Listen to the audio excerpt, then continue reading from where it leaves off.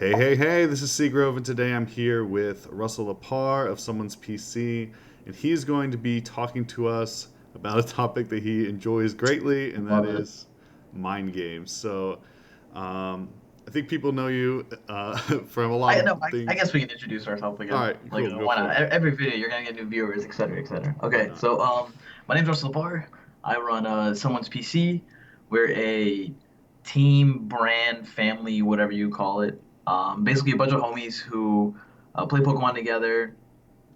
I'm like the third worst on the team, behind two of my friends that haven't even made worlds yet. And then everyone else on the team is in like top 30 or something like that. They're like really stacked, right? Yeah. We have our own YouTube channel. We barely post any videos. It's always just me talking, and then we'll have a discussion video right before regionals.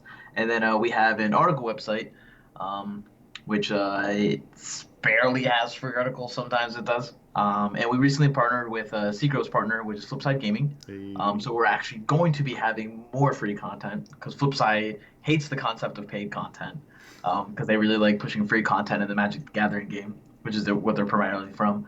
Um, I play a lot of Pokemon. I'm known for having like really wacky ideas or like rogue ideas that I top 32 an event with, but never win with it. I made top eight at regionals once, and I think I've made top 32 or top 16 like 18 to 20 times. yeah. So very disappointing day two performances. A lot of consistency, um, but I can talk a lot. So and Yeah. this subject in particular I'm in love with. So So I heard excited. you mention the other day on someone's video that you've been playing for 4.5 years, I think. Hmm.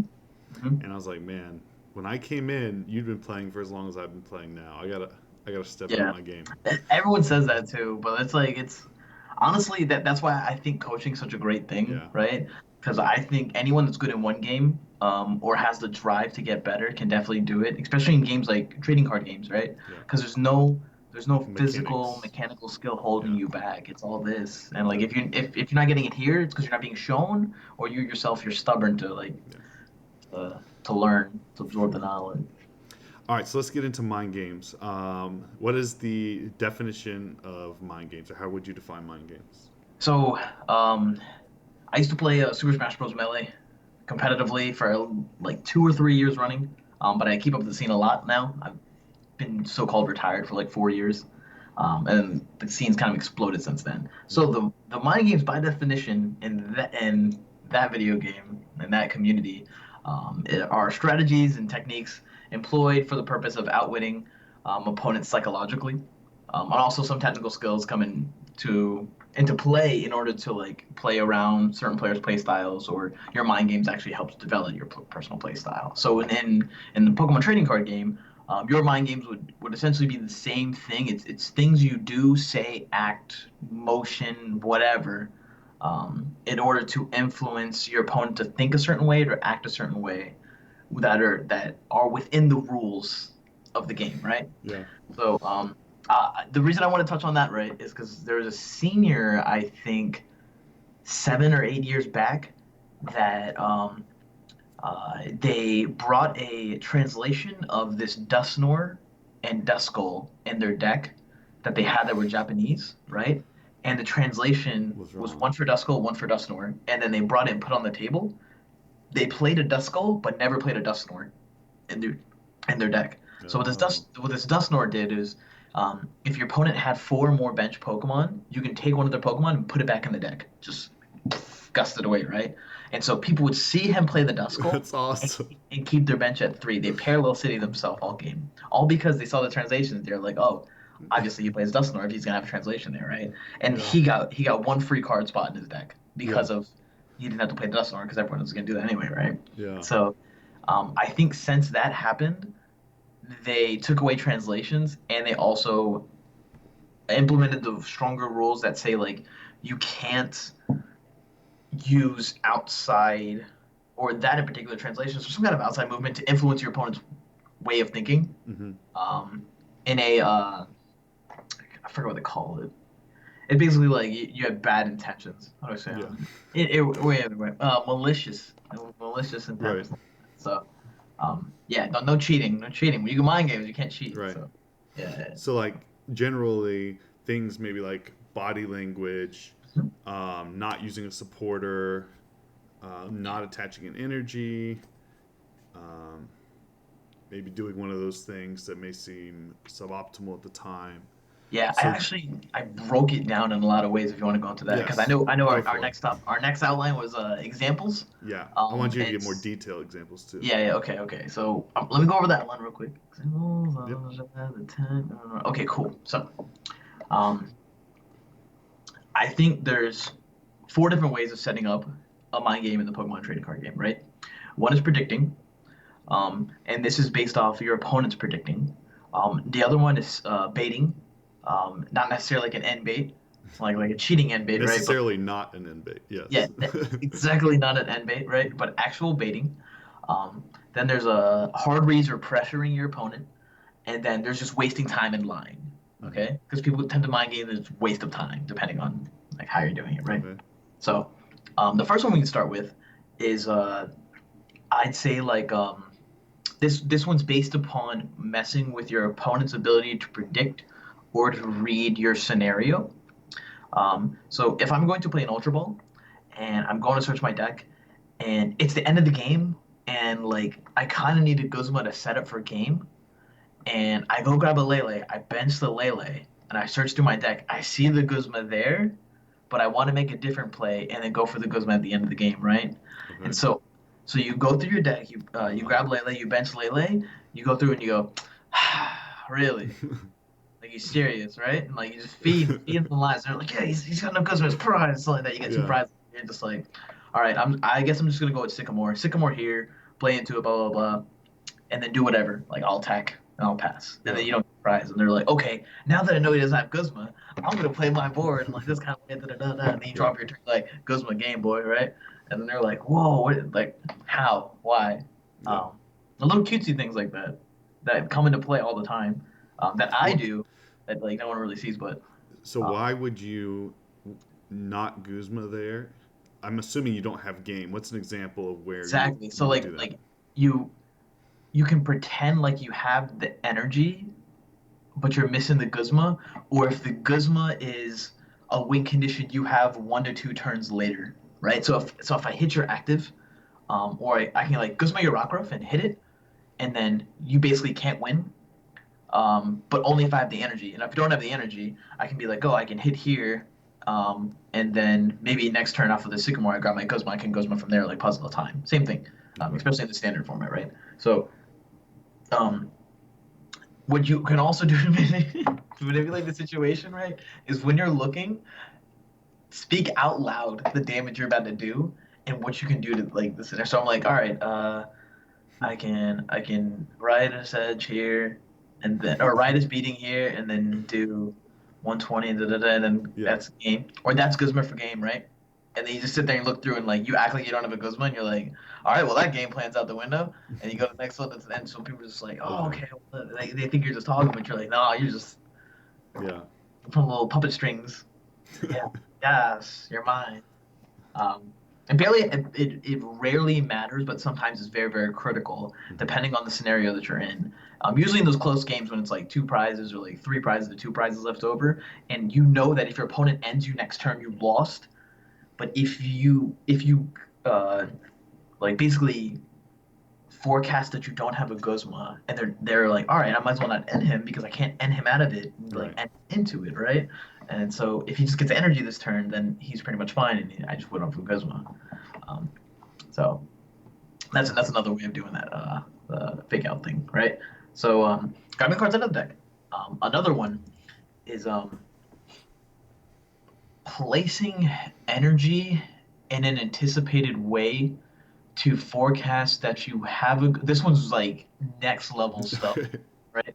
So basically, you know you're gonna go for a Guzma on the opponent, or if I've done this all the time, is I want to basically bait my opponent into using Guzma to force out a certain Pokemon active that they normally wouldn't, right? So I'm a strong advocate of don't put an energy onto your 60 HP Pokemon on turn one on your bench, right? Right. So it's like I don't attach a DCE to my Zorua and I don't attach an energy to my Ralts because they're just going to pop you with a Guzma DCE energy drive, Right. okay?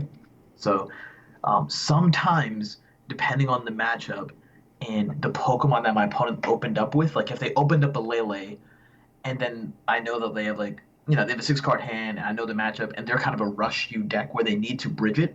Yeah.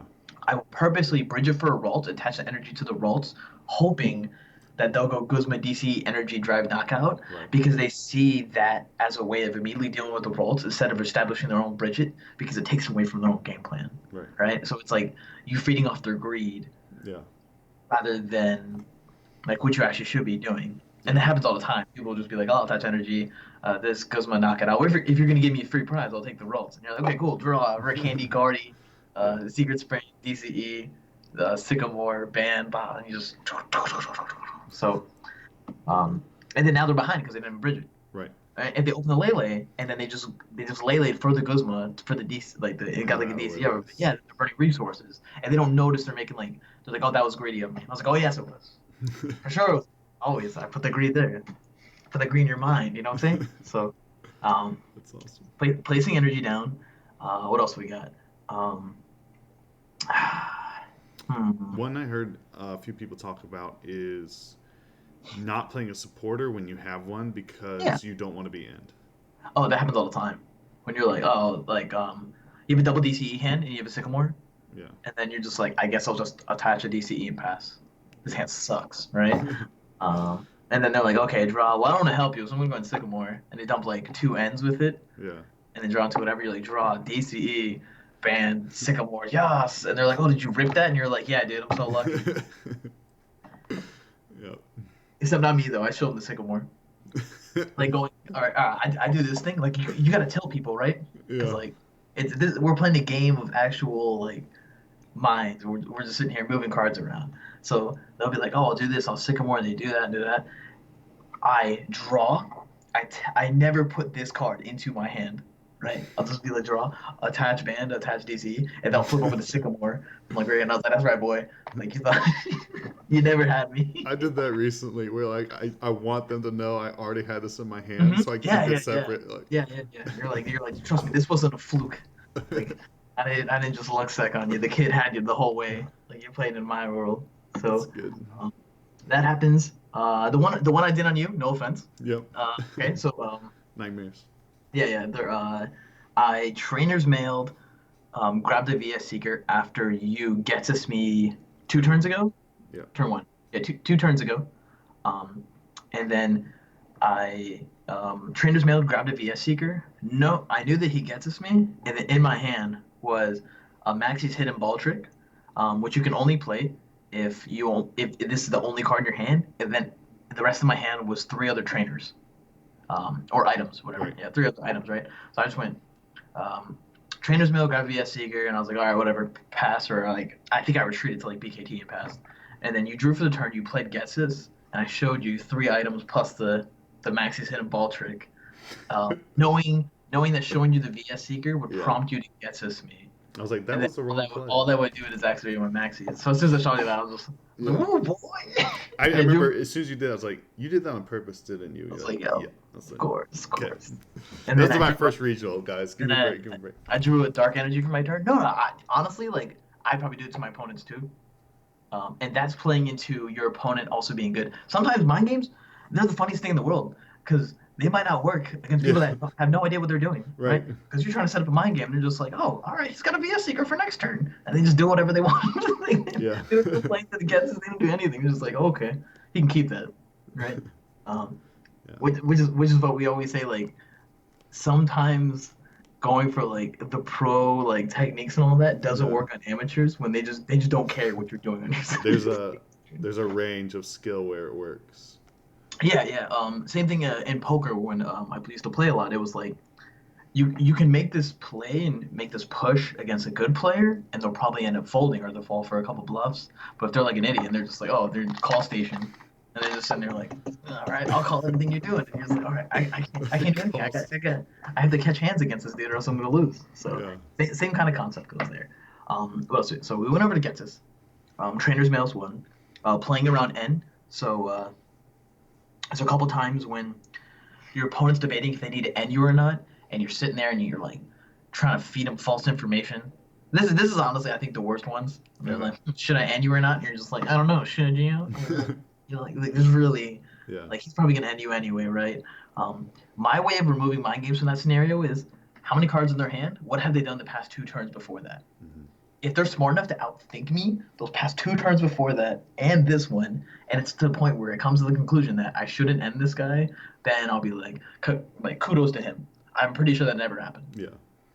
I've also got to the point where I was just like, I'm gonna end you, and you just redraw whatever crap you had. But like, if you didn't have it, I was gonna end you anyways. That way, you can redraw whatever you got, and I'd feel better about myself if you drew it off the end than Right. me not making a read on it, or like me reading wrong. Hmm. That's where my ego kicks in. Definitely kicks in there. I was like, I'd rather you just draw it again than for me to get the wrong read and you just Right. screw. Yeah. That's So funny. um, playing on the end, not getting baited by N. Sorry, Danny. Um, what we got going on? Guzma. So you can like bench a Pokemon thinking. I've done this early a couple times where like I've benched a Pokemon hoping that they'd try to go for a Guzma stall against it in order to burn a Guzma resource, which I already had a float stone to counter it. Interesting. Yeah, so there's some Something. next level stuff. I forgot who it was against. It was really, really cute. Like I went bench, bench, bench, attach an energy, attack. He goes draw, looks at my board, and then like I already played down a float stone and then got field blowered. And there's you'd have to have the other float here, and they can get like a huge advantage if they just Guzma install me for a turn. Right. And then like I preempted like their Guzma, drew for the turn, attached float, retreated, and then hit into it. I did the whole like draw floats here. Yeah. um, A really something that holds me back on plays like that. It's a really pathetic thing that I do. I mhm. think, what if he Guzmas and then ends me? Which obviously my opponent can't Yeah, do, yeah, yeah. but No, I'll be never. like, oh, I can't do that because I I can't. forget. I don't know. That's bad. I've occasionally done that. I think there's a couple times where I'll just be like, all right, if he does this, and then he Guzmas, he does that, and he Sycamore, so he can draw. I was like, wait, how's he doing all this? He's busted. His name's nasty. I don't see a dual brains over there, so um, Yeah. here's what ends up happening. Oh, this is the dopest one. I think people hate it, right? When you ask if they have any, all right, first of all, people need to stop giving away so many tells. Okay, there's people give away everything. Um, have you noticed that when people play N on their first turn on their initial Ultra Ball, they usually play their hand in a very sloppy fashion? Okay, so it's like they open two Pokemon and they draw for Yeah. their turn. It's like I'm gonna bench this Lele. I'm gonna go through, or like I'm gonna go ahead and Ultra Ball, and like their hands on their deck, the deck's like sideways, like in play, and then like the Ultra Ball hand is still on the board. It's not even a discard pile, That's me. and they just like go through, and they're like, all right, I'm just gonna grab a Lele, and then Lele, and then we're gonna have an N, and I'm playing N. Like really. Yeah. So I do that. um, I feel like people talk faster, and they also make a sloppy board state in a rushed manner when they go for a turn one N, Okay. or they already have an N in their hand. So sometimes they give it away that they have an N when they're going for like a Bridget play. And then all this does is make me conserve one of my opening turn resources. I'm trying to think how I went about this. So basically, I know that they would have an N, and I manipulate my hand where like I know I'm about to get N next turn, and they probably don't have any kind of follow up to that, or I don't feel like um, if my board state is solid and I have a Sycamore, I won't play the Sycamore knowing that whatever I draw into, it's going to get N back in anyway. So I conserve myself a Sycamore. Does that make any sense? Let Yes. me try and play this down. So like I know based upon how they're talking and how their board state is that they're probably going to end after their Bridget on turn one, Yeah. just based on like these clues. And my board state is like Zorua, Rockruff, plus like X card, and then in my hand I have like a Sycamore, and I already have an energy attached to the turn. And so I just be like attach energy, and I have a Sycamore in my hand, and I can go Sycamore. I can draw my seven, Right. but the odds of one of those cards of the seven being useful are relatively low. I mean, like instantly attached are relatively low. They're Right. probably evolutions, and they're probably other cards. And then we only have like two Sycamore in the deck anyway, or Hmm. like a Puzzle of Time. And then if my other card was a resource, like a puzzle of time, then I don't want to burn it. And I would just be like, okay, your turn. And then they draw for turn. And I'm like, I'm gonna do this and then end. And you're like, oh, yeah, sweet. So you can serve yourself stuff when you're unnecessarily playing a sycamore to draw more cards because you feel better when you have more cards in hand. Like that is just a natural feeling. Like you feel like you have more resources and utility play, but it's not necessarily the best way to conserve your future resources for the mid and end game. Mm-hmm. That's why this topic's so funny because we can like rant on it for like 20 minutes. Yeah. Yeah. This is kind of off topic, but in that scenario, Yeah. if you're confident they don't have an in, Yeah. would you play your puzzle in order to guarantee that you don't draw into something you don't want to sycamore away next turn? No. Okay. Usually at that point, if they have an N, well, like, I don't know they have an N. I'm saying I have no you're reason. confident that they don't have an in, Okay. or I guess if you have no idea. Let's say if you have no idea. So you're just playing into the unknown, Yeah. and then my You know board you have a state's sycamore fine. for next turn. You know you're Yeah. going to sycamore next turn unless you get end. Do you play the puzzle so that you guarantee you don't discard something from your top deck that you don't want to discard? Does that make sense? Yes. I usually go based upon their deck and their opening turn and the likelihood that they're going to end me. And then if the likelihood, in my opinion, ends up low, then it is correct to puzzle so you don't draw into something of Okay. your own sycamore. That, okay. That was off topic, but just But curious. I'm usually one to just draw the card that I don't want to get sycamored and just get pissed off rather than getting puzzled. Because to me, I love my puzzles, Yeah. and I feel like people love playing N early because they don't like discarding their own resources the same way that I love my puzzles, right? Right. So like it'll be like, oh, like a sycamore and puzzle. It's like, all right, your turn.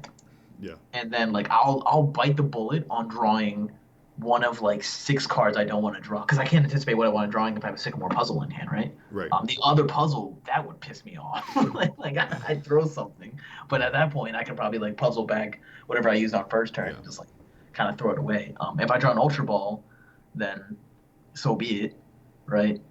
That's not a Zoroark, and if I draw Zoroark, I can just evolve in a Zoroark. Like it depends on the build, depends Right. on the scenarios. A lot of these are what if scenarios, but that's why I try to be broad with like For sure. yeah, those things. So getting into what originally wanted to talk about in the beginning was enhance hammer. So um, people give away the cards that they have in their hand way too often, and one way I like to manipulate their line of thinking is asking what special energy they have in play. So like I'll be that and I'll drop for my turn. And I'll be like, do you have any special energy in play? And they're like, oh no, nothing yet, right? And I don't even have an enhanced hammer in my hand. Yeah. So like you're just sitting there. Or do you have any tools or something like that? Yeah, yeah, like tools. You're like, no, no problem. You're like, okay, and you sit here like, okay, I guess I'll just trade this other thing away, like keep it in the future and draw. And they're just like, okay, now I know he's got Yeah. field blower. Or I know he's got a hand hammer, so I'm not gonna do this. Da, da, da, or I gotta end him first after attaching. And I'm just like, oh, okay, cool. I didn't even have it anyway. Right? Yeah. So, um, yeah, that's like a super solid way of doing it. I've we also need to talk about cloaking your prizes from your opponent or talking about how they're still in the deck and you just haven't drawn into them Yeah. for the sake of being fun about it, right? So you can be like, oh, you know both enhance hammer or prize, and then you ask that question like Okay. special energy on board. They're like, oh, this, and then of course they're going to a board state where they're like, oh, well, I have to attach a special energy anyway, and you're just like, oh crap, right? But maybe um, they'll have those turns where like I can attach this strong energy to my Rockruff here. Yeah. If the enhance hammers, then I'm cool with it. But all that does is it baits you into getting like an energy drive off onto it, and then picking an enhance hammer off the prize instead for an extra enhance hammer. There you Um, what else we got? Evolutions. All right, so you can put 3 Rockruff in play in the Glissopod matchup, knowing you prize both Like and Rock. I've done this like multiple times, right? So I know I don't have a Like and Rock in my deck. They don't know that. So I'm gonna put Right. Rockruff in play like there's no tomorrow, for them to like chase after them and take all these free KOs on them when I don't even have one in the deck. go. Yeah. So you just sit there and you're like, well, I want to make a Like and Rock eventually, and like Yeah. talk to them about it. I've actually done the opposite there and put down one Rockruff because if Mhm. there's only one down, they're like, oh, if I Guzma and knock it out, they can't Yeah. do it next turn. Hmm. When I know I prized both or whatever. Yeah. Guess it depends on. That's an option too. Depends on the person you're playing Yeah. against and how they're going to view it all and the matchup. Very much on the matchup. If the matchup's like a certain way, they're gonna be like, all right, I don't really care. Right. But if the Lycan Rock is like critical, they're gonna be like, all right, I gotta chase these rock growth, and you're like, please, Zoroark, get me some prizes, get it out, get him out of there. Yeah. fish, fish to the homie. Trainer's mail. Teammates is a big one, especially in expanded. So, um, unless it's for absolute game, I hate giving away that facial reaction that you know something's prized, especially with teammates, because you're like going through your deck, right? Right. So you just so they're like take a knockout, and you're like, cool teammates, and you go through and you're just like making faces, turning their heads, or like whatever. You got like, huge sighs come out. And I never do that. I hate doing that unless I know like no matter what I lost this game. Yeah. Against Ahmed in Florida Finals Game 3, he made this board state, or I made a board state where if Necros wasn't prized, I absolutely blew him up. He had like a Guardian with like 140 damage on one, 110 damage on the other one, and then he had a Shaman in play. And I had Oricorio plus Mew plus DCE and teammates, and I was like, "This is over, dude. It's over." So I go, teammates, look through, and Cross was prize, and he wasn't like the prize chilling here in the bottom four. He's like the first two that you only get at the end of the game. Yeah. So as soon as that happened, that's when I made my sigh. I was like, when I play against Night March and like I know my Oricorio is prize somewhere, you still play to the board state that you're going to play into an Oricorio. You count how many Pokemon in your discard pile, all of them, not just the Night Marchers. You count the whole thing. Yeah, so those are another thing that you can do. That's good. Home Dude complained about it today, where he's like, "Can my opponents count the items in my discard pile if they don't have a trash land through their deck?" And I was like, "Of course they can. What are you talking about? Like they're trying to count the resources." He goes, "Oh, fair enough." And I was like, "Yeah, so that's another mind game you can do." Mm-hmm. Another one is.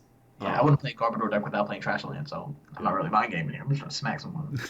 Another one that I've seen a lot of people do and I've utilized is people will move their bench Pokemon over if they have another Pokemon to play down, like their next turn or something. Mm-hmm. Like if you're getting near the end of your turn, sometimes I'll see people like slide 4 Pokemon over and make a space for a 5th because they're about to bench a Lele or whatever. Mm-hmm. And so you can kind of do that to make your opponent think you have something, hoping that they'll end you. That's another one. That's nice. That would go over my head. I would just think you're cleaning up play.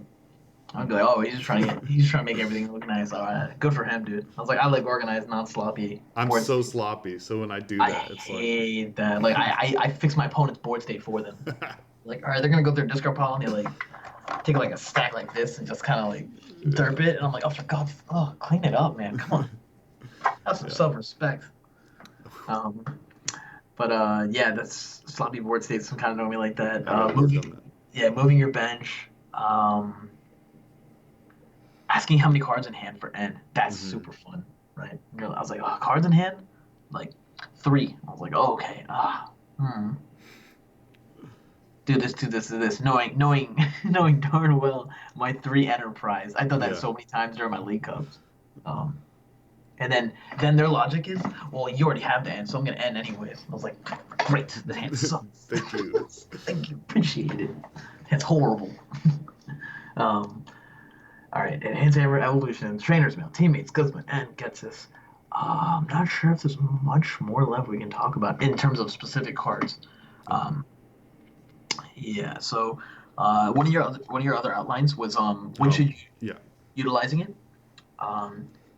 Every game, every point, every play testing, every time you can, every single moment the opportunities presented to you against your friends, against your homies, strangers, mentors, coaches, little sister, I don't care. Just like you utilizing it only advances your level of skill and can only make you better as a player. Either recognizing when you can do it, when you get caught, and like seeing the scenarios there, seeing the options there without wasting your time. Yeah. So here's a big thing. Like people want to get cute and you want to do mind games, this and that, right? But like this game's already slow enough as it is to try and finish a complete set. Right. And if you're sitting here trying to like ask questions and manipulate discard pile and be stupid with your opponent, like you need to do it in a timely fashion, or do it during their turn, or do it while you're talking, or do it in your gameplay while you're making other motions. You know, right. I've done tons of like Ultra Ball cards in hand, like 6. Oh, okay. Zoroark, I'm just gonna go ahead and trade, pass. And that right there is Yeah. man's got an N. Man's got an N, right? And you're like, no, my hand sucks. It's a DCE. But um, yeah, it's in a timely fashion, and utilize it at all points and times. And um, you need to recognize this is why knowing your deck is important as opposed to like having the list from the latest and greatest regional. Right. Like learning the ins and outs and playtesting with the deck can give you the mind game options that your opponents may not have, as well as having a broad knowledge of the current deck lists Right. and like most popular list, right? So if you know that oh this Zoroark expanded Zoroarks probably only play like 3/1 muck or 2/1 muck, a low end muck, Yeah. right? And so if you think your opponent like prized their muck, you can play to it. Or if you prized your muck, but you know that your opponent absolutely needs you to miss muck in order to like to focus on your grimer in order to win, then you can put down double grimer and make them play around the muck Mm-hmm. that you're probably going to get next turn, even though you know it's prized. So playing two down instead of one gives away like the option one that forces them to take it away, or two they just have to deal with it anyways, depending on the kind of opponent you have. Yeah. I thought of another one from watching one of your videos actually when you were doing a VOD review, Mm-hmm. and you said at this point Pram knows Azul's prized the rest of his Galistopod because he should have gotten one by now, another Yes. one by now, Yeah. and he hadn't. And so if you really need something else for whatever reason, Mm-hmm. or but you maybe the Gallistopod's a slightly better play, you can do that and hoping to bait more Lycanroc out for easy prizes or something like that. That's Makes just thought. sense. Like if your opponent made a misplay, we're like, all right, I'm gonna super target down this other Pokemon instead of the Wind Pod because they know he's out of Golly, and then you Sycamore and you're like, whoa, Golly boys, like what's up? Yeah, so Yeah. that makes sense. I like that one. Um, but that again, a lot of it can be done with your speech, and I think that was a big thing I wanted to talk about. Right, and this falls right into the next category of Mm-hmm. detecting mind games. Right. So if your opponent's asking questions out of nowhere, um, they're more than likely not trying to mind game you. And if they're veterans to the game and they're a quote unquote like top player, pro player, whatever you want to call them, right? We're all playing the same game. Um, and if they're veterans and they're highly competitive players, they're more than likely going to mind game you as opposed to other people, Mm-hmm. right? Because they're just getting into the game, they don't feel as comfortable with it. But when you like feel like you live and breathe the game and you study it all the time and you put theory in your head, then you can come up with these kind of plays, right? So um, if you're going to a tournament and you think I'm mind gaming you, you might be absolutely correct, right? And if you play against other top level players and then they're saying stuff that you normally like, you think they're feeding you information that you don't think you're getting, yeah, you might be getting mind gamed, Yeah. right? So they're also another thing I want to talk about was pressuring. Okay, so you can pressure people into movements um, off of asking questions that seemingly may seem nice, but they're what they want to happen, right? Mm-hmm. So you're like drawn for your turn, and I know he needs to end me in order to win the game, or for me not to win the game next turn. But you like ask your opponent if they're going to Guzma, and you already put your hand on the Pokemon that you think they should Guzma out. Or if your opponent is laying for a Guzma and they go Guzma, and then you put your hand on one target and they think about another one, and then they're kind of just like stuck in their tracks. This happens a lot of times during league ups with me, Mm-hmm. right? They've gone like Lele and I'll go Guzma. And I'm like, okay, and I'll put my hand on the wrong target, and they'll be like, I was gonna, oh, and they'll think, and I'm like, they have the right target in mind over Yeah. here, right? But now they're thinking about this one Yeah. because I asked them if they wanted that one, right? And then now they're like stuck in the middle. Yeah. They're like, oh, I don't know what to do. I'm just gonna use this one anyway, right? My friend Um, Perry once used a Pokemon Center Lady to heal mhm. because he had a dead hand, but he didn't want me to know he had a dead hand. Yeah. And I was like, healing that does nothing. He just doesn't want me to Guzma and knock out. And I was like, I think I know what you're doing. But that was when I was first being introduced. That was Yeah. actually right around the same time as that regional. But Yeah. so detecting mind games, you sort of mentioned, but I have a question about it. Sure. What, in general, I think it's good to go into a game like assuming your opponent is very good, hmm and playing as if they're going to make the proper I actually plays. think the opposite, right? So in terms of like mentality when I go into the game, I think everyone sucks but me. Okay, but when I'm in the game, I respect them as a player and their mindset, and I anticipate them doing exactly what I would do in their scenario, Right. giving whatever hand or whatever setup they have, right? Right. But like when people go into matchups defeated or like rounds defeated, oh, I'm playing against Pram this round, I probably lost. Oh, I'm playing against Russ this round, I probably lost, something like that. First of all, I hate hearing that crap because if I lose, I feel like absolute crap. Right, Okay. I just feel horrible. I'm just like, oh, okay, so this person came in and was like, I shouldn't win. I gotta look sack you. This sucks. And then I lose. I'm just like, all right, that was great. And they're like, sorry, I got really lucky on you. And it was great. I know you're a better player than me. I'm just like, just stop, dude. You won. Yeah. Like, why you gotta kick me in the face? Like, Yeah. while I'm down, I'm over here trying to eat this L and be nice. Um, so when going against them, in anyone really, I just think they suck. Okay. Like I call it, and it's like, oh, I'm playing against Prem. I was like, looks like home dude's about to catch the hands. like, Yeah. is he 6-time regional champion? 7 time. 7 now.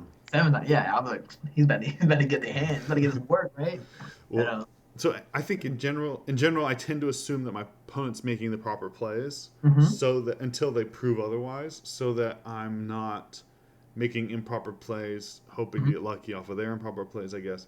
But Which in itself is you training your overall mentality, improving as a player. yeah, Right? Because when you recognize their mistakes that they're making, you're recognizing that you know the correct play in the given scenario. Now, the thing that you have to do is reinforce that with the how do I say, like the performance that you need to have, right? So this is why when people think they're not making any misplays, but they actually might be making right, misplays, they don't have the tops to back up right, or like the wins or anything or like the original tops this and that um it's compounding, and this is again why like remember how I go on and on about coaching right. is because people think they know the proper play, but until that's like solidified by a player who's better than you or whose opinion you respect, um you don't really know for sure. I So agree. you fall into a trap of like, this is the correct play, they made a mistake, I'm definitely making the correct play, why am I not stopping these regionals, this event sucks, like stuff like Yeah. that. So Um. So in terms of mind games, is it pretty safe to assume that if you don't know that they're a good player, they're probably not mind gaming you, even if they're playing properly overall? As opposed to, like, you want to assume that they're making the proper plays until they prove otherwise. But is it safe to assume they're not mind gaming if they're not someone who you know is good in the area or general? I make that read based upon two things. Okay. Um, how do I say this? Their overall experience in card games, or what like they look like they have experience in card games, and two, their look, mentality, or like wow, it's a lot really. So like it's the persona or the vibe that they give off, right? Okay. So even if I haven't played against I haven't played against this guy before, I look how he's manipulating his cards, how he's flicking them. He might have a spell ground, giving off like a Yu-Gi-Oh player vibe or Magic player vibe, um, Okay. and then what they talk to you before the round, and then during the game, um, and then you kind of gauge their level of skill as a card game player overall, um, and their which you would consider their IQ or like their like Right. level of intelligence, right? So like if you sit against someone, you're like, this is pretty cool, dude. Seems pretty smart and looks like he's good at other card games. I definitely expect him to like mind game me or try to pull off something cute in Okay. this kind of game because he can recognize them using other ones. If it's someone who seems like they're kind of defeated Yeah.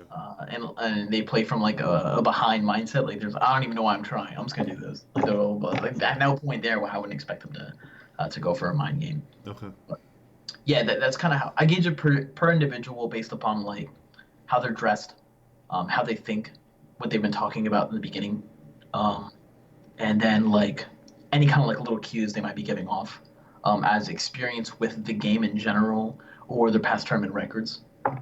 Because I think people like they give that away within the first 5 minutes of meeting someone. Yeah. Yeah, they're just like, oh yeah, I've been playing for so long. I just love my decks; they're really really cool. Blah, blah, blah. And like when they play the cards, there's a certain level of the octave of their voice that they're going with, and how loud they are can give away a lot of cues. So they're like, oh, I'm just gonna go out and play N. Like they're super excited about everything they do, and then all of a sudden when they're making this play, they get very quiet or like they're like very, I'm gonna go with this. Your turn, right? And they're Yeah. like, they seem like a little sniper. Like, what the heck is this they're doing? I'm like looking at the board, say like, what's he trying to do to me? Yeah. Cards in discard, like pick up his discard file, look through stuff. Yeah, so Okay. I think everyone's capable of making those hard reads as like an individual person. So Okay. that's what I go based on. Yeah. So the next question was mind gaming, mind games, and there was Mhm. a game that Sam was talking about where he's playing Israel, Yeah. and both of them were pretending to have dead hands because whoever Hmm. took the next knockout lost. Yes. Um, so what are some examples of mind gaming, Mind mind game in the games? mind game. It's a really tough scenario to run into, and you have to have both like the matchup and the cards of the hand to deal with it. Hmm. Or if like um, I'm trying to give away the fact to you that my hand is dead, but it's not really dead, and then Yeah. you know that I'm letting you know Yeah. that your hand's dead, but more than likely it's not really dead, so you're gonna Right. play as if it's not really dead. So basically, the best way to negate a mind game and to combat a mind game is to not care about their mind games. Yeah. If that makes any sense, right? So they're like, oh, I'm trying to make them believe that my hand's dead. I'm going to do this. So you're going to play the game normally without any outside influence, and Right. that's the best way to counteract Okay. what they're doing. So they're like, oh, if he thinks my hand's dead, he's not going to end me. I'm just like, I'm ending you. I don't care. I'm pretty sure you got a dead hand. They're like, yeah, I had a sycamore. You're like, okay. I was like, even if you don't have a sycamore, I'm not, I don't care. I'm Yeah. playing. I'm like disregarding anything you may say, act, or feel from this given moment to get around it. But when you need to do that, you're taking away opportunities to run away with your advantage, Hmm. um, unless you don't believe them. Does that make any sense? Somewhat. You So mean so so whenever like you like do if, what? if I'm trying to say my hand's dead, and then you're like I'm ending you anyways, right? Hmm. Even though you could sycamore, you're taking away the option of leaving me with a dead hand and potentially winning the game off of it. See what Right. I'm saying? Yeah. So you need to make the hard read on that person that they are doing so. Okay. And that's where the mind game comes in because it's do you feel like participating in the mind games? It's like Yeah. no, I don't. Okay, great. Well, my hand really did suck, and I was trying to mind game you to think that I was trying to mind game you Right. that doesn't suck. They end you. That's happened a lot during my cups too, where my hand's actually dead. And I'm just like, go, my hand sucks, and they're like, you wouldn't say that, N. And I flip over like like a dead leg and run. I'm like, I'm Yeah. nothing else.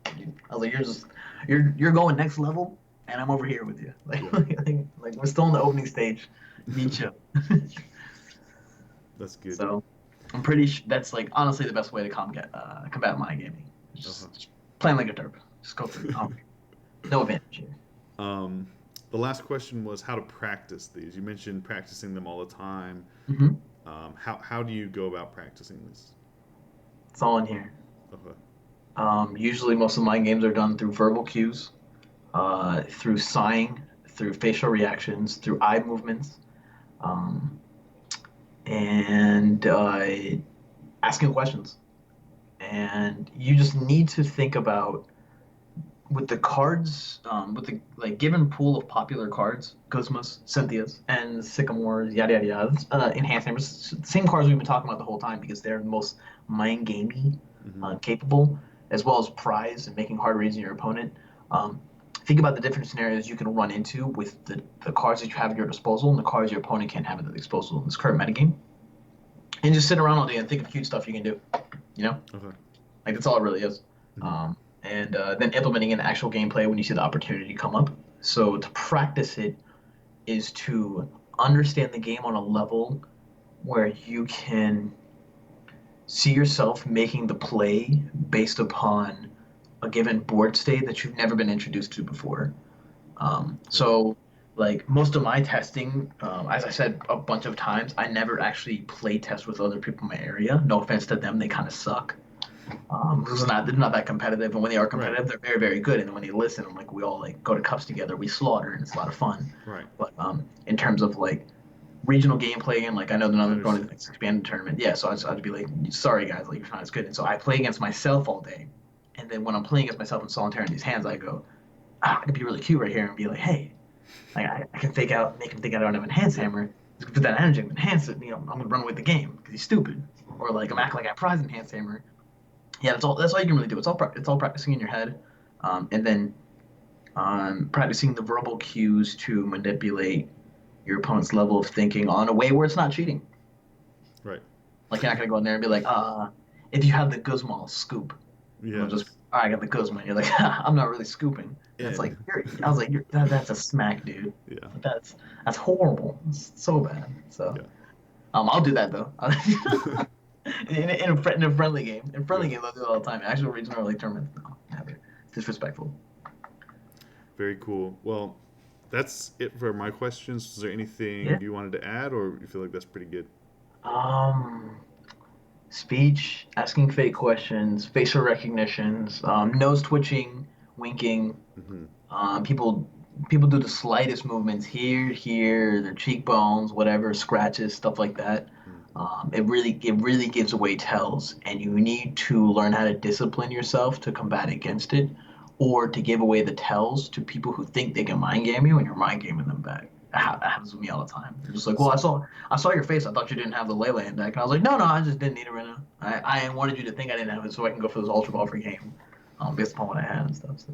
So how do you, as someone like me who never played poker or anything competitively, how do I learn tells? Do I watch people like after my games at a cup, go over and watch people play instead of watching the game, watch the players and stuff Oh like yeah, that? yeah. That hawking your opponent 24/7. I've read two books on poker that I really liked. So like poker books are fine. Even watching VODs and looking how players react to certain scenarios, and then when they're on official stream, you get the perfect idea of what they're going to react to because you see what's prized, Yeah, right? It's like if you see they prize double octi, they're going to go through the deck and they're going to make a face like, yeah, it sucks. So you're like, oh, okay, that's the kind of face that they make, that's the or double octi face. yeah, or a double face, for like, yeah.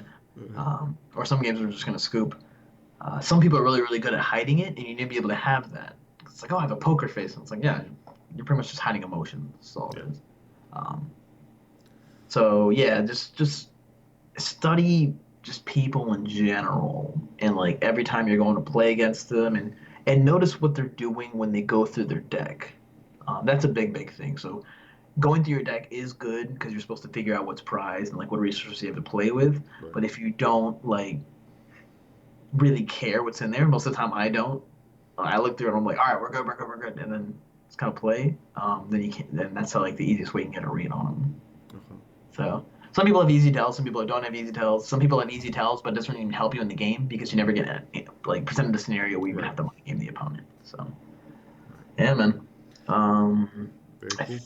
think yeah, that should be good. Checking discard pile, face reaction size, body movement, wasting time. Yeah, that's gonna be it, man. All right. Well, appreciate your time. Of course. You mentioned someone's PC. We mentioned Flipside Gaming. Anyone else you want to give a shout out to? Ultimate Guard, they're our other sponsor.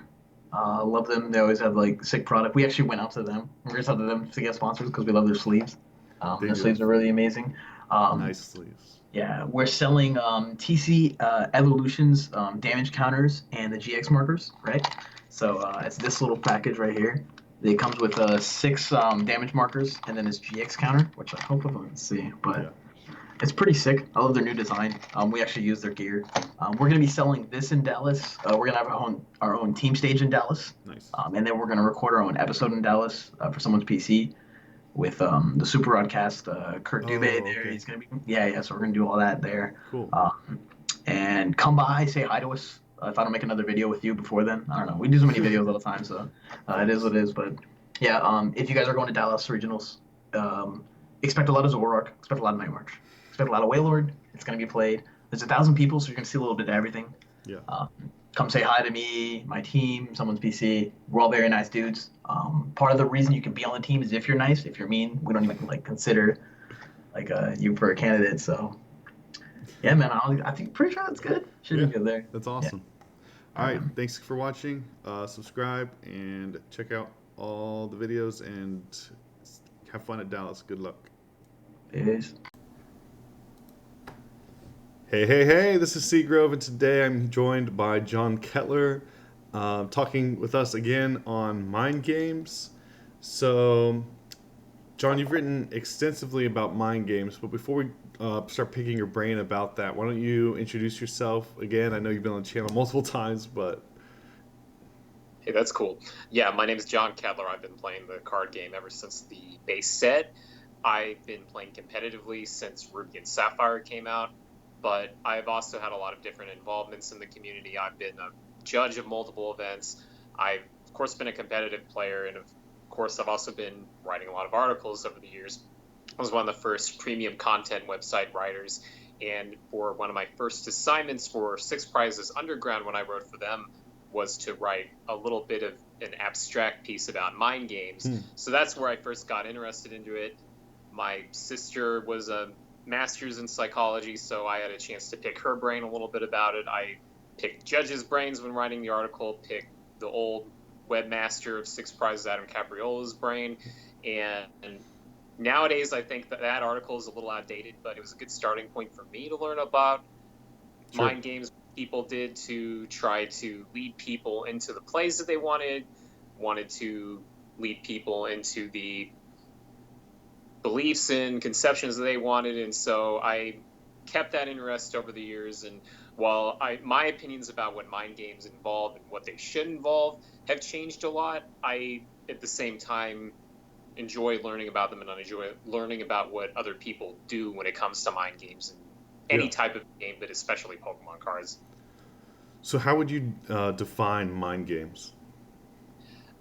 That's the interesting thing, and that's actually been a moving ball over the years, where one of the very first things I do in that article that I wrote, and you can feel free to link to it, but the very first thing that I did in that article was I realized that there are a lot of issues with defining mind games. You have problems where there are some things that are acceptable, and you have other things that aren't.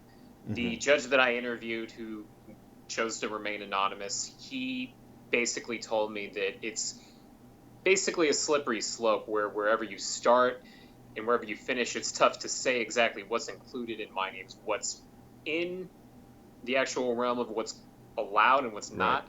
That's constantly changing, and that's something that changed from when I actually wrote that article. But like, long story short, the way I would define mind games, both legal and illegal, are actions with the intent of people.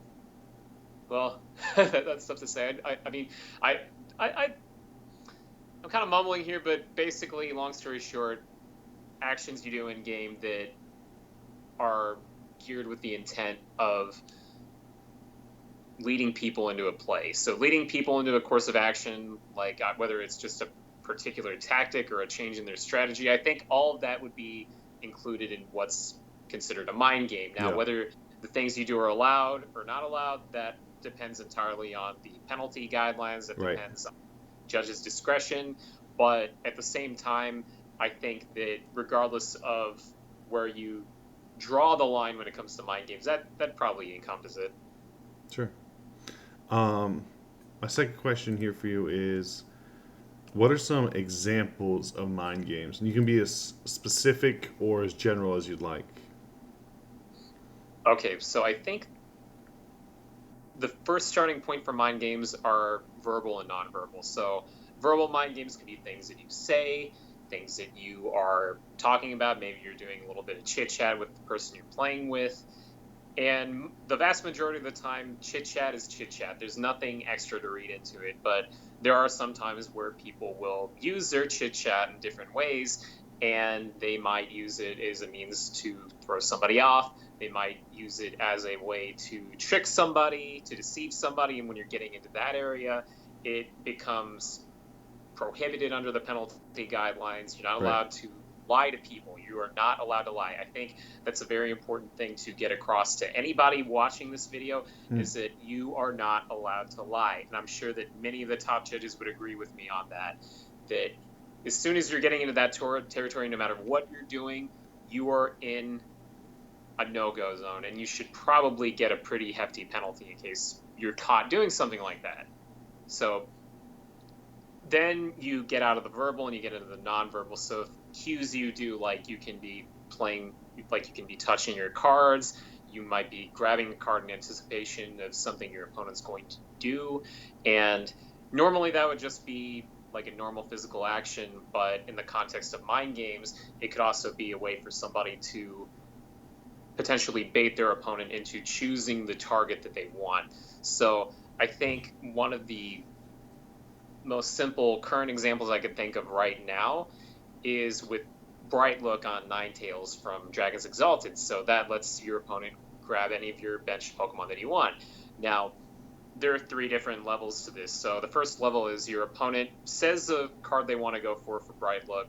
You grab it, you bring it up. That's probably the most basic level. The intermediary level is they play the Ninetales, and you grab the card that you naturally think they are most likely to bring up, and then they say it. You're getting ahead of them a little bit, but you bring it up and you have the same result as scenario A.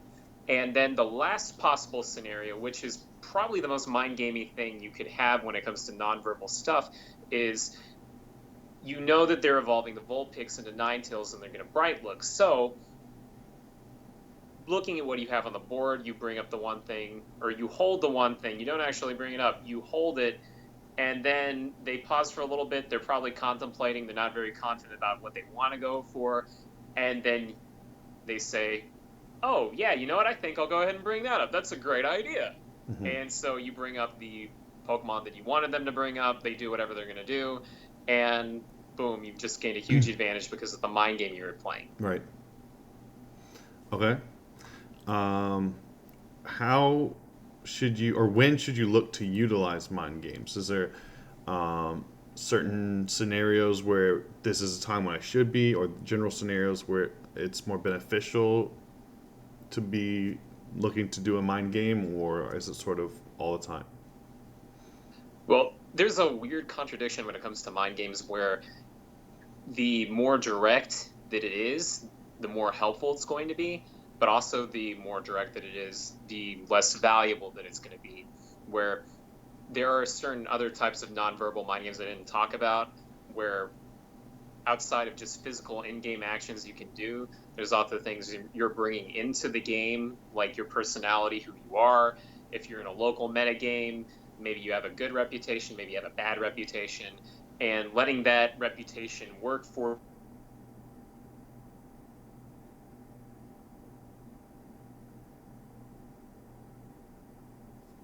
you for being something that you can constantly leave active, because, I mean, that's who you are.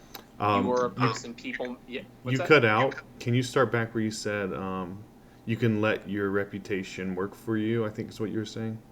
Okay. You can let your reputation work for you in the sense that people know who you are, they're familiar with you, and maybe that's a good thing, maybe that's a bad thing, maybe it's something in between, maybe you smell, I mean, who knows? Right. But at any rate, you have a history, maybe it's not necessarily in the game, but you have a history with people, that's something that's always active. And so to more directly answer your question, is it something that you should always leave on? Well, I mean, maybe that depends. Like, it depends on the type of mind game, where there's some things that are constantly active, some that are not. But overall, the more direct it is, the more beneficial it's going to be. But also at the same time, the less common that you're actually going to use it, with the exception of things like personal reputation. Okay. Next, how can you tell when your opponent is trying to mind game you? Depends on the mind game, where there's some things, I mean, like I said, that you are bringing into the game that you could never know, that you can't even really possibly tell is a mind game, except until after you've actually played the game and maybe thought about it a little bit more carefully. Yeah. But I would say that in terms of the more like basic mind games, the things that people traditionally consider mind games, I would say when there are little pauses, like awkward pauses where my opponent is waiting on me to do something even though they shouldn't. Like, let's go ahead and go back to that Bright Look example with Ninetales again. So with that instance, if I see my opponent grabbing a card before I do something, then I think that's probably a mind game they're playing on me. And actually, there's almost an exactly identical example of that all the way back in state championship I played back in 2006, where the effect was a little bit different, where instead of me bright looking something, because that wasn't an effect, I was dragging something up, where it was effectively the same thing, only it was an attack dealing damage. And my opponent, what he did was, before I announced the attack, he did exactly what I described. He grabbed the card that he wanted me to get. Right. But then there was this awkward pause where I'm announcing the drag off attack, and he's grabbed this card. He's not bringing it up because I haven't said anything, but he's waiting for me to say the Pokemon that he wants me to bring up. And I mean, there's no real calling him on this at all because he's holding a card. There's nothing illegal about that. There's nothing wrong about that. He just wants me to bring that one up, and I'm like, nope, let's go ahead and bring up the other one. So I think that was a good chance for me to really get a feel for it. And also, I think, to give a more general answer for your question, when your gut tells you that something is wrong, that's probably something you need to listen to. Where I'm of the belief, and I bet you are too, that we have instincts for a reason. And when our opponents are playing mind games on us, that's a point where we need to be listening to our gut telling us that something feels a little fishy about this. And so maybe I should think twice about doing something that my opponent might want me to do. Mm-hmm. The next question is actually, how can you mind game people using mind games? So the example I sort of do you know what I'm talking about already? A little bit, but I want to hear what you have to say. So the example I gave Russell on this was Sam Chen and Israel Sosa were playing a game, and they were both pretending to dead draw because whoever took the next knockout lost, because they would lose the board state. Okay, so that's a... So, like, they're sort of... And another example might be something like, your opponent knows that you mind game, so you the one in front tells, of me thinks, right? Yeah, you intentionally give correct tells, or something like that. Can you give any examples like that? Actually, you know what? I'm glad you mentioned that, because that's something that I brought up in that article I wrote years and years ago, is that the more advanced your opponent's going to get, the deeper this is going to get, where ultimately the final result you're going to get to is mind games just aren't going to be as effective against a good player. But there is that point where even if you are up against a good player, at the same time, you can employ a little bit of this reverse psychology that can maybe help you out, where there are instances where pretending to dread draw might not necessarily work out too well for you, but pretending you have a really good hand, that might also help too, where I think the number one mind game that people are constantly playing at the very start of a game when they're going second is my hand good for an N? So do I have garbage in my hand? Do I not? Well, let's just go ahead and do our best with our facial expressions, try to keep a cool head, and maybe play a little bit with that to meta our opponent into a situation that would be more favorable to us. So I guess if our opponent knows that we are playing a mind game, then it might help to employ a little bit of reverse psychology. But then you get into what we were talking about earlier. So Princess Bride example that I was bringing up earlier, there's this really good scene in the movie where this guy has 2 cups of poison, and so one's going to drink from one, or he's got one that's a cup of poison, the other is just wine, and so he's mixing up the cups of wine. And so the deal is, where the guy thinks that the poisoner put the poison, so which cup did he think actually went into it? And so the whole deal is thinking about what your opponent would think of. And so the moral of the story is that it leads into this infinite process where, well, my opponent, from what I know about them, would do X, Y, and Z, but because I know A, B, and C, it's going to result in D, E, and F, and so it ends up going on and on and on and on and on. Now, in real life, that doesn't really work out that way, where there's a little bit more of a finite point where you can kind of guess more or less what your opponent might do. But the longer that goes on, the less effective it is. So there's a point where you just got to cut the garbage when it comes to mind games and actually play the game. Yeah. Um, how can I practice if I want to learn mind games? How can I practice, or how can I approach prepping myself to learn how to do mind games? Well, I think probably the number one point is just lots of practice when it comes to playing the game. There are a lot of things you can get from other games just by watching what the people in those games do, like poker and Magic. That's a decent starting point, but the interactions in Pokemon can be a little bit different. There are not too many similar situations in other games where you can bluff your way out of a bad hand to get a better hand with your opponent ending you. So I would say just lots of practice. That's the number one starting point. Practice, play the game, get a feel for these situations, maybe get a feel for what you might be doing, what your opponent might be Right. doing. Little tiny tells. I think being able to read body language helps a lot too. So just consuming as much as you can when it comes to that information can be helpful. Being able to read people is very valuable. Being able to understand the nonverbal language that people give, where if I look, I mean, my brow's a little ruffled right now. I mean, that's me kind of thinking about it, thinking about what I'm doing, like being a little lost. So Yeah. I think being able to read tiny little things like that can help a lot. And just the more that you play the game, the more that you interact with people, the more that you interact with people in the context of the game, the better you'll get at it. Do most people have similar tells? What do you mean? So you mentioned doing your eyebrows like this when you're struggling or you're thinking about it. Do most people do that, or do you think a lot of people share the same tells? I It's tough to say. There's some little pieces of body language that are pretty common from person to person, but I would say that, like, I think a good example, if you've ever watched it before, is the HBO series Curb Your Enthusiasm, where they've had this as a talking point tons of times with Larry David, where he does X, Y, like he does a couple little things that show that he's lying. Like, Yeah. I remember in one episode, one of the characters talked about how when he's lying, he has his mouth open, like,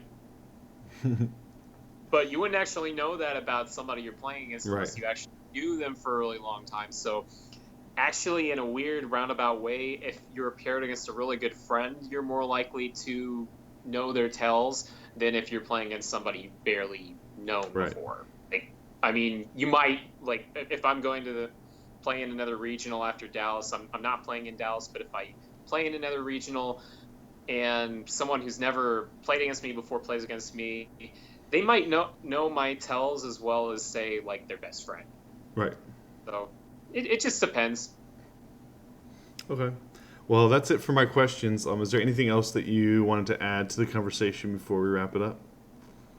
Oh yeah, go read the penalty guidelines. It's in everybody's account. I don't actually even think you need to be logged into an account to be able to see it, but it's under rules and resources. Literally all you have to do, I could give you the URL, but it'd be easier just to type in on Google Pokemon rules and resources. So you click on that, you scroll down, you go to the penalty guidelines, I'll click link on it. that PDF.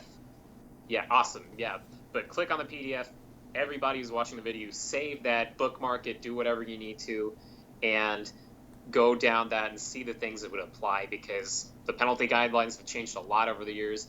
And this is actually kind of a dense thing to bring up near the end of a conversation. I kind of get that, but I think it's important just to take a look at it, because I'm a lawyer and I like looking at things from a legalistic perspective, especially when it comes to little codes or rules or things that we have to follow. And so Right. one of the things that I think really helps us to look at are unsporting conduct. So we go to unsporting conduct, and there's a pretty broad definition for the things that are included in unsporting conduct. And actually, I'm scrolling down to that right now just to see the things that I would say would be included.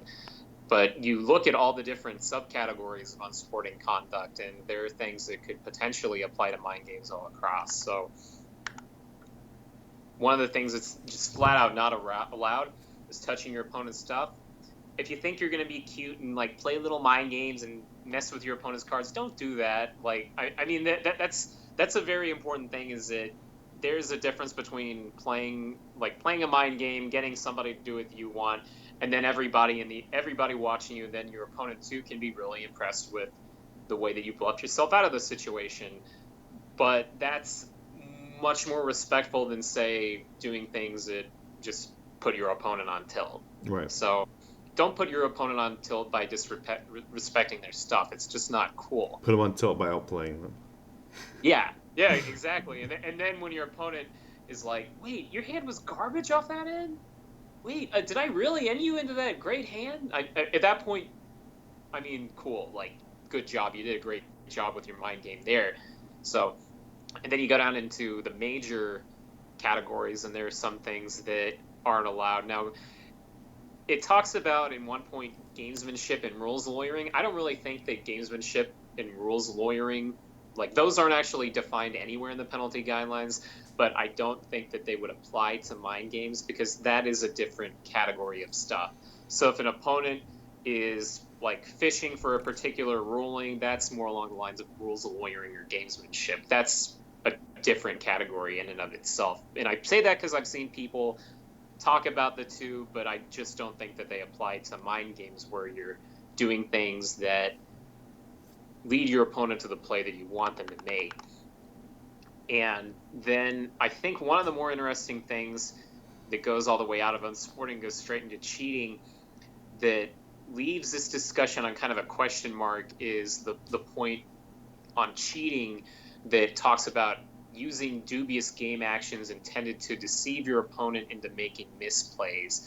That's really interesting, but I think the one really important thing to look at there would be game actions. So a lot of the things that we've talked about are not actually game actions. You're literally not doing anything. You're not bringing something up.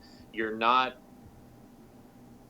doing something illegal. You're not, like, those are things that wouldn't necessarily qualify as game actions. It sounds more like end baiting or something.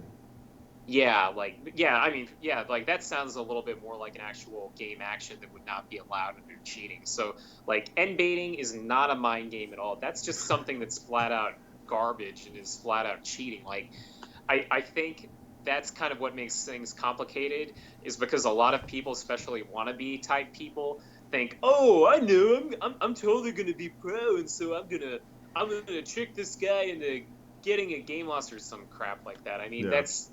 that's not cool. I mean, like, there's a reason why people get made fun of when they do that, because it's cheating. Like, it's interesting, and like we talked about at the beginning, it's a slippery slope. What's just a mind game? What's something you're actually doing to arrive at a certain conclusion? And like I said, that's constantly changing because what's allowed and what's not allowed is in the rules. So look at the rules and be aware of that, but also just be aware of what's common decency. Like, what's something that is kind of like one of those little clever, haha, you're really smart, you really got me there type things, and what's just flat out not. You know, I mean, like, it's really tough to put into words. I would say, though, that on a parting note, the two things that you want to be sure of when it comes to allowed mind games versus disallowed mind games are never distract your opponent. So do not distract your opponent. Things like I mentioned earlier, like holding onto certain cards, that's not distracting. That's grabbing a card and waiting for your opponent to make their announcement. So don't distract.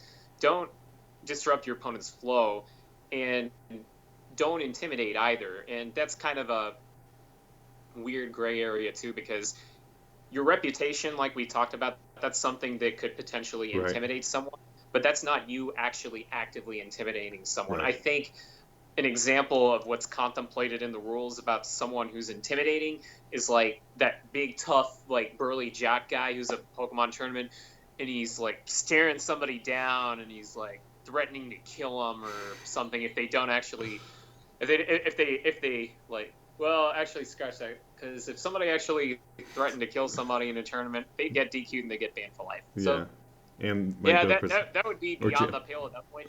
But like, don't scare your opponent. Don't do that. That's not cool. Even if you don't say like anything mean, even if you like don't do that. Have fun. I mean, that's probably the number one thing to remember about mind games, is that you can employ mind games, but you can have a lot of fun too. So play by the rules, play fair, respect your opponent, but there's a point where you can be clever and you can use things like verbal cues, nonverbal cues, and things beyond that to do the best you can in tournaments. Okay. Very cool. Do you have any shout outs that you want to give? Yeah, sure. At the time of this recording, I just released a new article for Poke Beach, so go ahead and check that out. It's an article on a Zoroark Magnezone deck. I will not be playing in the Dallas Regionals, so I'd also like to do a shout out to Christine Noah and Critical Hit GG for letting me commentate. That'll be a lot of fun. I'm sure I'm in one of those situations where I'm going to forget somebody or something important. Shout out to my sponsor, Pro Play Games. That's always a good sponsor to shout out to.